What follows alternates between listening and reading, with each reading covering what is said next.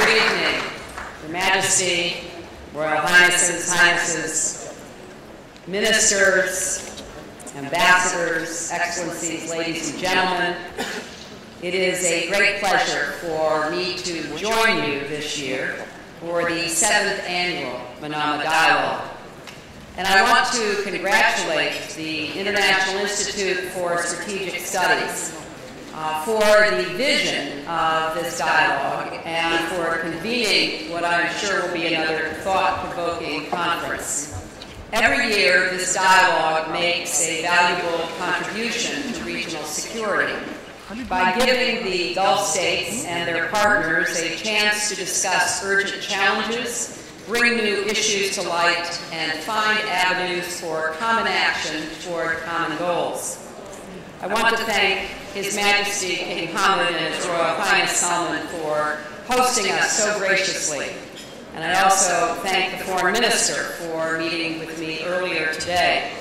As I have told our gracious host, this is my first trip to Bahrain. It's one I've been looking forward to for a long time, and I can attest that the hospitality is just as warm as promised. The United States is proud of our partnership with Bahrain, which has flourished for many years. Since we are meeting for a security conference, let me mention just one facet of this partnership. Bahrain is home to our Central Command's naval forces, which in turn includes a number of combined task forces that bring together nations from around the world to address critical security issues facing this region, including terrorism and piracy. These task forces are an example of the kind of transnational military cooperation that makes us all safer, and I thank His Majesty the King for making this work possible. As I look around this room, I can see that we do hail from countries across most continents. And we have come here because we share a common interest, and that is to work toward achieving lasting and comprehensive security and peace in the Gulf region. This goal does not belong only to governments. It is an aspiration that lives in the hearts of citizens across the region, from Dubai to Baghdad to Riyadh, across differences of religion, class, language, and nationality.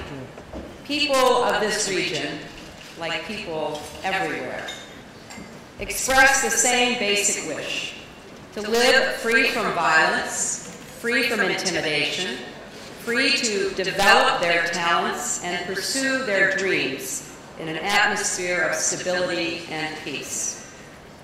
It is in our interests to help the people of the Gulf fulfill that vision, and I believe we have the capacity to do so.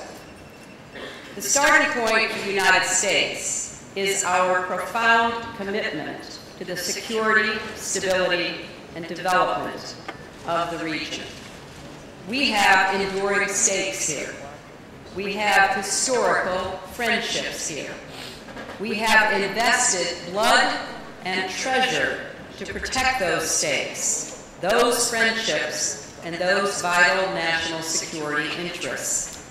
We have acted to reverse aggression, and no one should mistake our resolve in standing by our friends. When our engagement with this region began decades ago, our relationships were largely rooted in security and trade. Now they extend much further.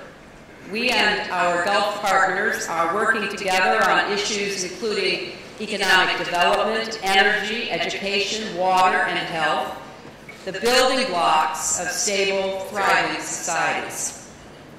And increasingly, what we are seeing is the opportunity to work with our Gulf partners beyond the region, in fact, on the world stage. The United Arab Emirates is doing cutting-edge work in clean and renewable energy, and is home to the International Renewable Energy Agency, located in Masdar, one of the world's most sustainable cities.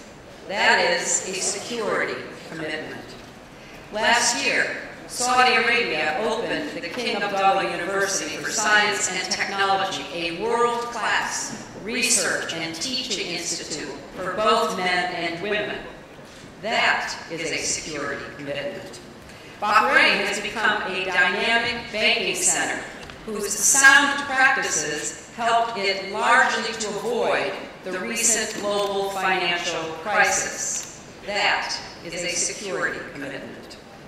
Oman and the United States are together supporting vital desalination research to help solve the global water crisis. That is a security commitment.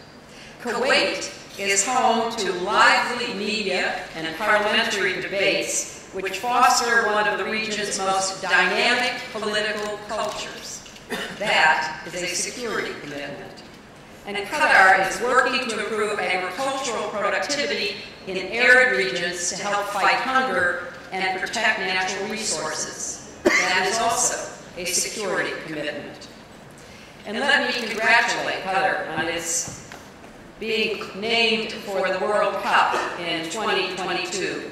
More proof that this region is at the leading edge of important world affairs. The innovative, forward-leaning work that is happening in these countries on some of the defining issues of the 21st century signals a new era in our partnership. You are no longer Gulf partners, you are global partners. Our engagement with each other is broader and deeper today than ever before. And I have had the great privilege of meeting with many people from the countries represented here in the Gulf who have a personal stake in the success of our efforts, because their futures will be shaped by what we do today to strengthen Gulf security. Conflicts that arise here echo across the world. Many of our nations are targeted by the same networks of extremists. When they make headway here, they are emboldened elsewhere.